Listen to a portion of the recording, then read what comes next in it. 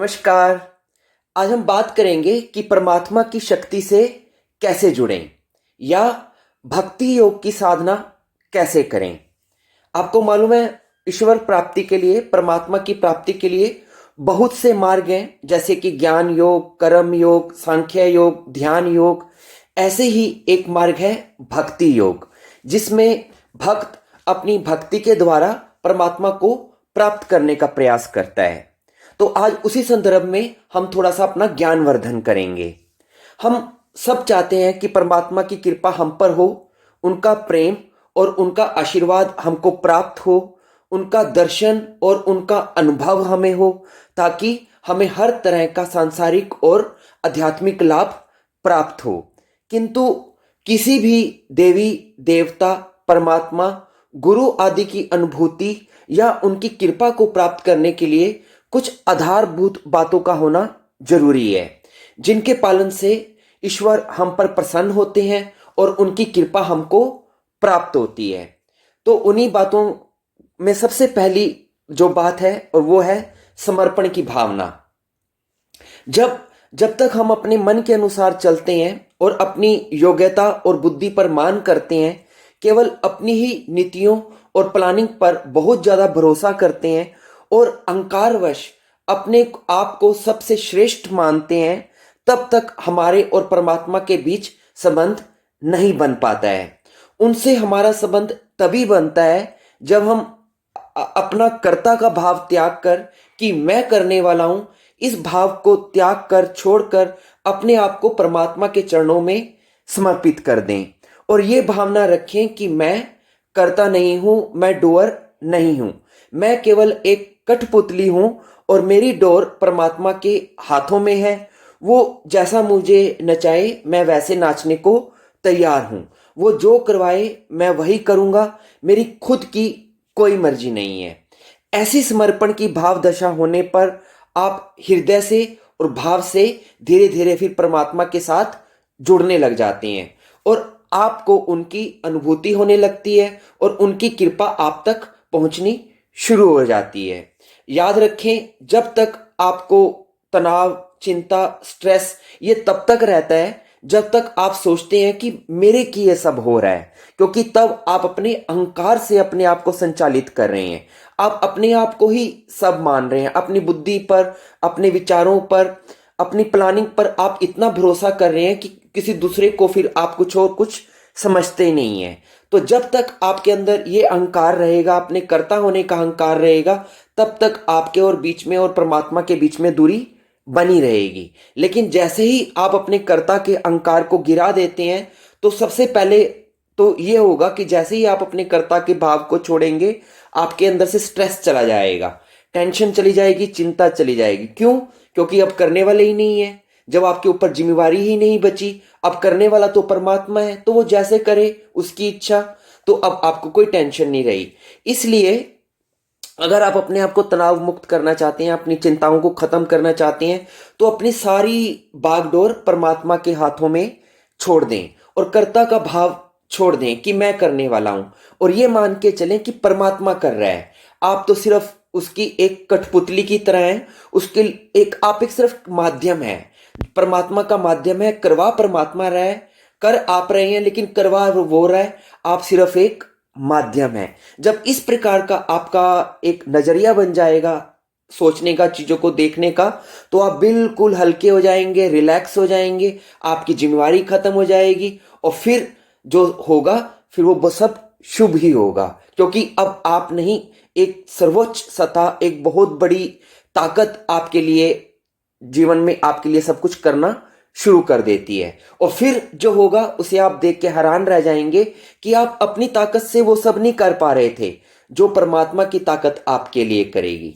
तो इस बात का सबसे पहले ध्यान रखें कि आप अपने आप को समर्पित कर दें, समर्पण कर दें अपने अहंकार का और अपने ईगो का, तो सब शुभ होना शुरू हो जाता है।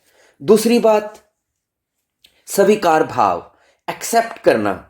हमारे जीवन में तब तक चिंता, बेचैनी और दुख बना रहता है जब तक हम चीजों से लड़ते हैं, विरोध करते हैं कि ऐसे नहीं, ऐसे होना चाहिए, ये बात ऐसे क्यों है, वैसे क्यों नहीं है। आदि। हम चाहते हैं कि बस सब कुछ हमारे अनुसार होना चाहिए, जो हमें अच्छा लगे बस वही सब कुछ हो, और हमारी फिर इसी चाहना से ही दुख पैदा होता है। हम चीजों को अस्वीकार करते हैं, विरोध करते हैं, लेकिन याद रखें जीवन में ऐसा कभी नहीं होता कि सब आपके अनुसार हो। प्रकृति का, परमात्मा का काम करने का अपना ढंग है। हम उसको हुक्म देने वाले कौन होते हैं कि ऐसे हो वैसे ना हो? तो फिर हमें क्या करना चाहिए? अगर हम ऐसा ना करें तो हमें स्वीकार करना चाहिए कि जो भी हो रहा है सब उसकी मर्जी से हो रहा है और ठीक हो रहा है।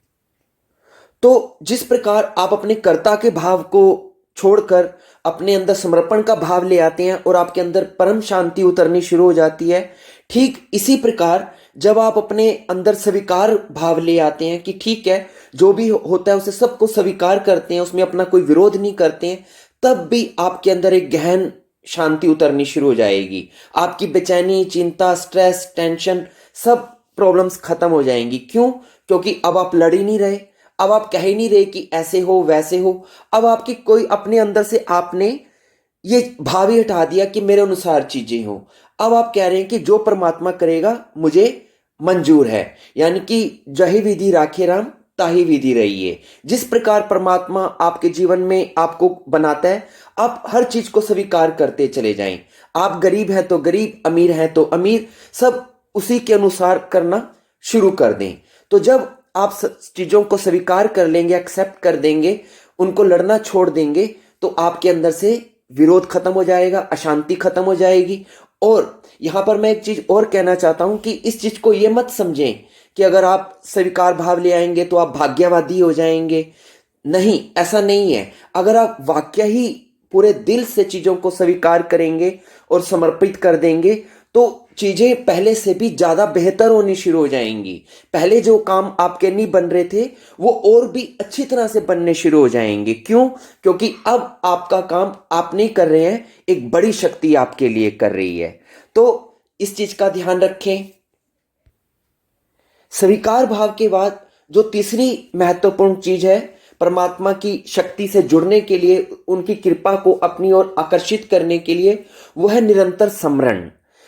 यानी कि आपको हर पल उनकी याद को अपने हृदय में बनाए रखना है, उनका गुणगान करना है, उनका ध्यान करना है, उनकी चर्चा को करना है। हर पल और हर क्षण अपने हृदय में भाव द्वारा, मंत्र द्वारा, भजन द्वारा उनको आप याद करते रहें।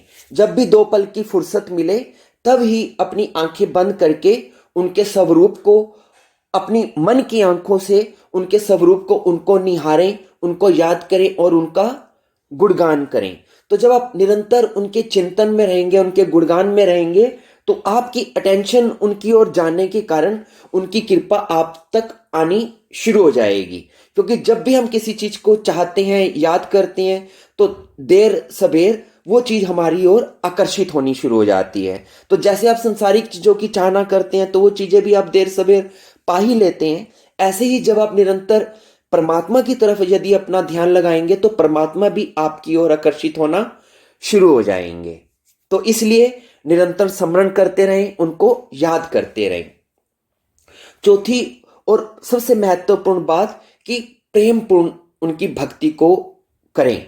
परमात्मा प्रेम के भूखे होते हैं, अतः अपने हृदय को और अपने प्रेम को परमात्मा के लिए पूरी तरह से खोल दें। उनके प्यार में, उनकी मोहब्बत में, उनके प्रेम में तड़प कर उनकी याद में आंसू बहाएं। अपने अंदर जुदाई का और विरह का दर्द पैदा करें। अपनी आंखों के आगे उनकी मूर्ति को लेकर आए, उनके चित्र को लेकर आए, उनकी हर अदा को, उनकी हर छटा को और उनके हर अंग को और उनके सौंदर्य को ऐसे निहारें जैसे एक प्रेमी अपनी प्रेमिका को निहारता है। उनके प्रेम में अपने आप को खो जाने दें।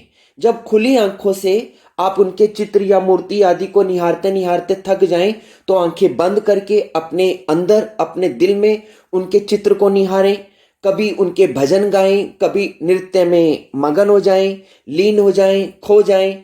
कभी उनके श्रृंगार करने में खो जाएं, कभी उनके नाम के व्रत करें, उपवास करें, कभी उनके स्थान पर जाएं, उनके तीर्थ पर जाएं, उनके नाम की कथा कराएं।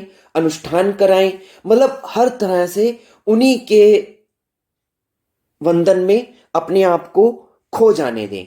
संसार के कार्य भी करें, संसारिक कार्यों में भी अपने आप को बनाए रखें, लेकिन भीतर अपने दिल के एक कोने से उनकी याद को भी अपने साथ जोड़ के रखें। तो इस प्रकार कि जो मैंने कुछ बातें आपको बताई हैं, अगर आप इन बातों को ध्यान में रखते हुए, इन चीजों के साथ जीवन में चलते हुए अगर आप परमात्मा को याद करेंगे तो धीरे धीरे आप उनके साथ जुड़ना शुरू हो जाएंगे। क्योंकि जब आप इतनी चाहना से, इतने दिल से, इतने प्यार से जब किसी को पुकारेंगे तो आपकी आवाज वहां तक पहुंचेगी, और जब आपकी आवाज वहां तक जाएगी तो परमात्मा की शक्ति भी, उनकी कृपा भी फिर आप तक आनी शुरू हो जाएगी। और जब उनकी शक्ति, उनकी कृपा आप तक आएगी तो आपका जीवन सुंदर बनना शुरू हो जाएगा, आपके जीवन से दुख दूर होना शुरू हो जाएगा, और आपका जीवन प्रेम से, शांति से, आनंद से भरना शुरू हो जाएगा। तो अगर आप भी इस दिशा में आगे बढ़ना चाहते हैं तो इन बातों को ध्यान में रखते हुए आगे बढ़ें, आपको इस सब चीजों से बहुत लाभ होगा। धन्यवाद।